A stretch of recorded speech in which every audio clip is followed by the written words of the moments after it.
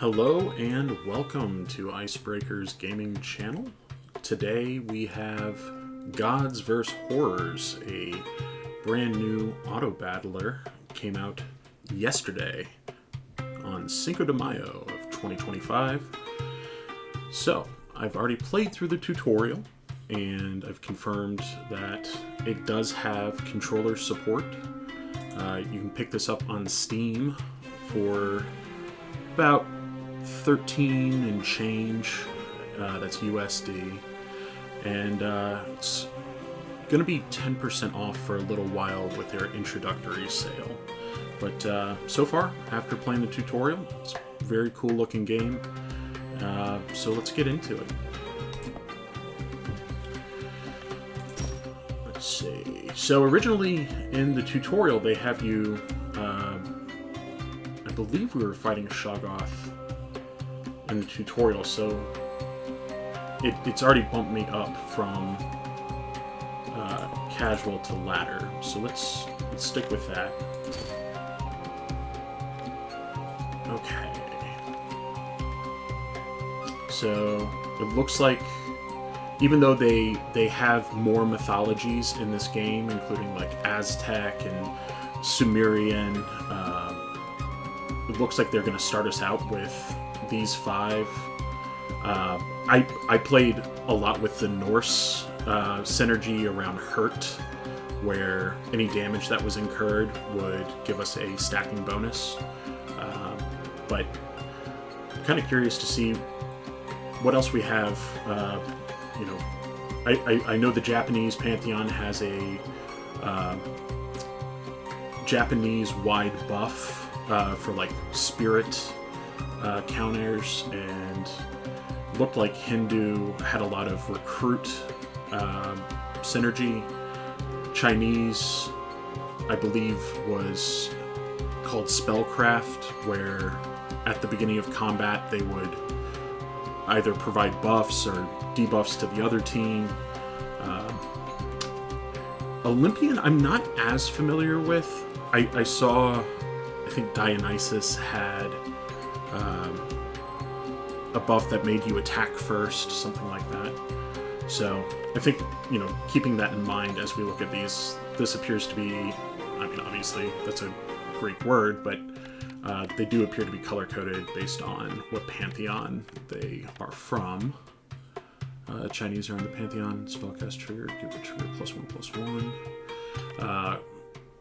Let's see. Chrysolicados Olympians are in the Pantheon. Start of combat, give all allies Fury. And I believe Fury was the name of that skill that Dionysus was giving. So I'm a little intrigued by this spellcast mechanic, so we may come back to the Dragon Pearl. Tengu fan. Japanese are in the Pantheon. Spiritual power +2. Like I was saying, that's apparently a Japanese faction-wide buff that enables a lot of their units to power up. Oh, the Ring of Dropnir. Norse are in the Pantheon. Ally hurt, give it +0/+1. Since 1 damage can trigger hurt, you're essentially allowing any of the plink damage that you can deal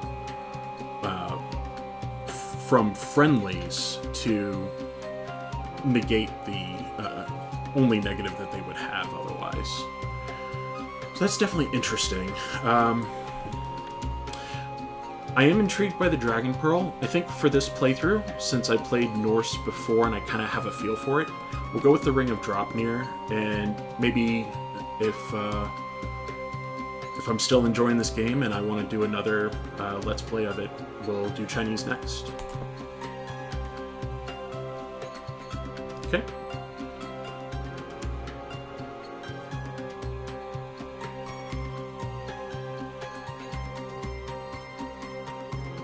So there is a freeze mechanic between rounds that will allow me to re-roll, get a new selection of gods, and hopefully be able to take this Jatayu and immediately give a god a buff.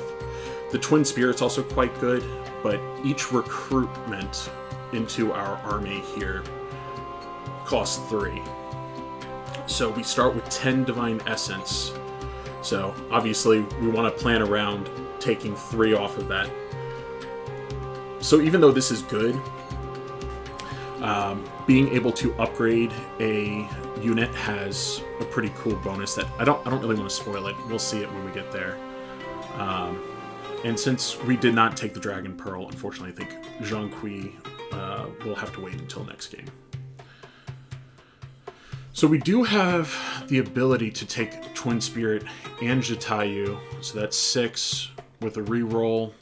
We're down to 3, so hopefully we see a good Norse card that we want to buff in here. Ah, start of combat. Deal 1 damage to the ally on the right. So she, Brunhild, is a enabler of that hurt synergy that I was talking about earlier.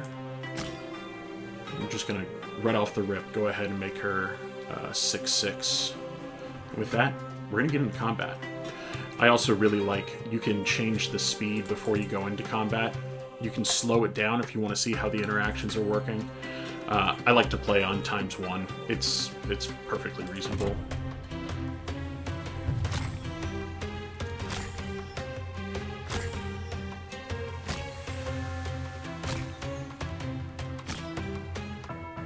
Good stuff. All right, we have another Brunhild. Definitely appealing.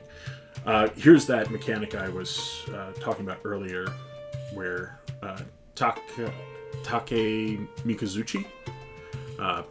Feel free to correct my pronunciations on any of these in the comments. I would actually appreciate it. I'm enjoying the game, and I'd like to hopefully be able to communicate it well. So Take Mikazuchi, we'll go with.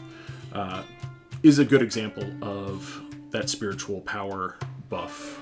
I've seen this go off pretty wildly before, so definitely something to keep an eye out for if we do a Japanese run here shortly. But I think here we're going to take another Brunhild. We like what we have. We're going to keep going for it. I also should mention we have an option to upgrade our devotion. This also takes away from the Divine Essence.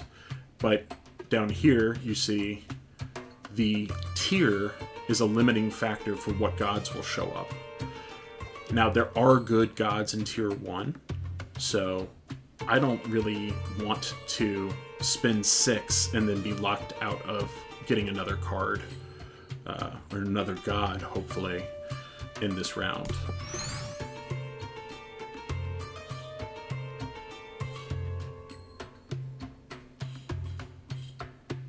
Okay, with rerolling. That's what we're looking for. Fenrir. So we do want Brunhild to trigger Fenrir here. Yeah, I think I'm okay with that layout.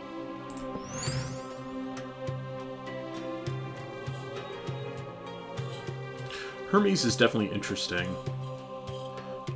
I have yet to see a situation where a god does not attack before the horrors that we are fighting against, but definitely something to keep in mind.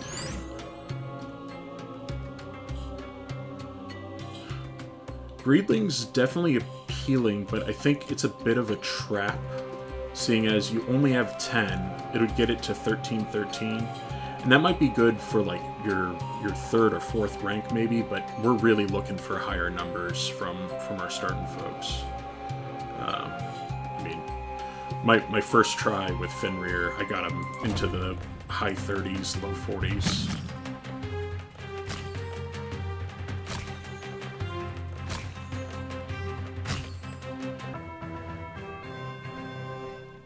Ooh, okay, so this is our 3rd Brunhild. Now you get to see what happens when you upgrade a card by getting 3 of a kind. You immediately get to pick an extra god, free of charge.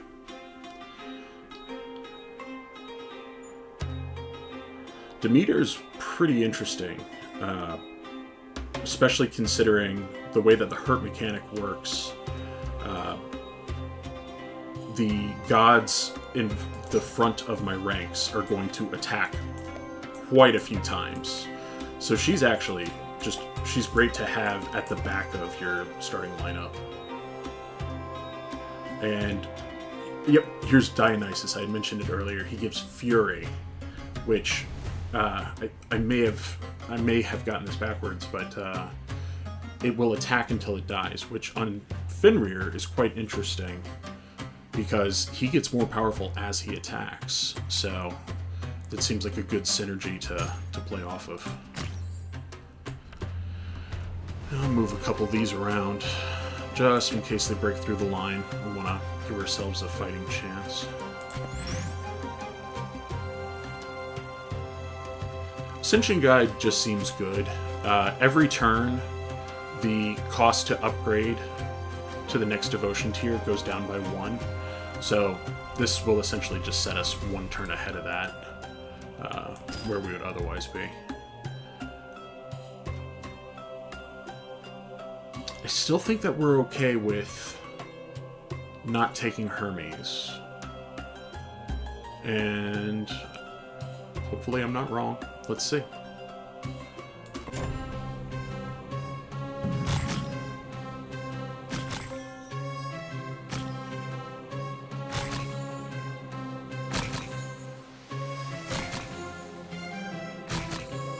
Brilliant. Okay.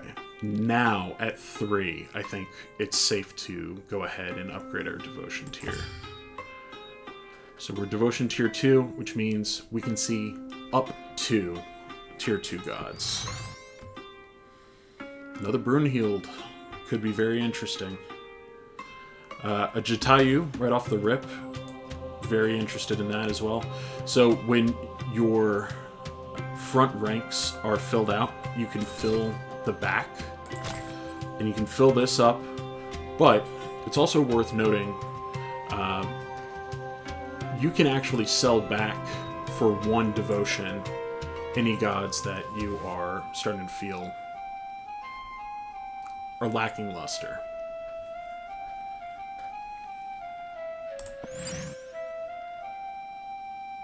An extra Fenrir definitely could be a good call here.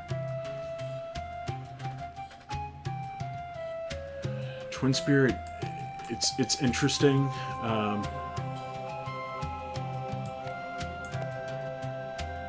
I'd like to potentially get this upgraded.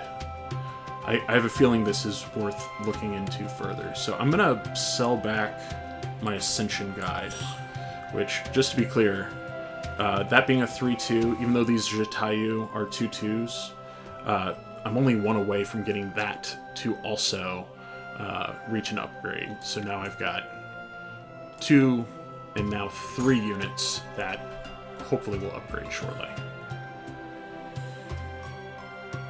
Okay, without further ado, let's go into this next round.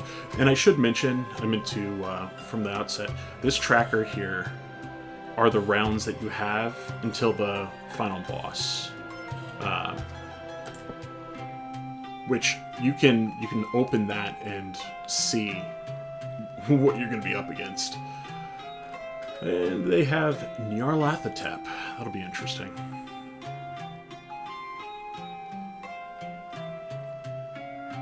I don't know how the Nyarlathotep having first strikes can play out with Fenrir, but we'll see.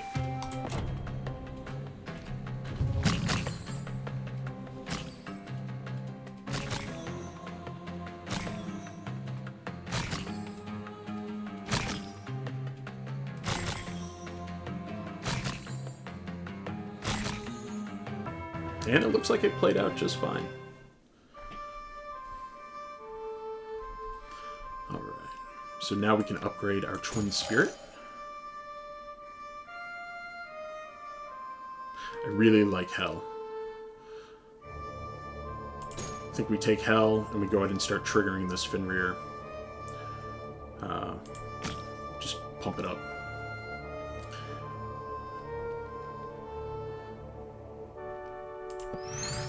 let's finish this round, and then I will conclude part 1 of the video, and we will begin part 2. I love Balder. Balder's an instant take for me.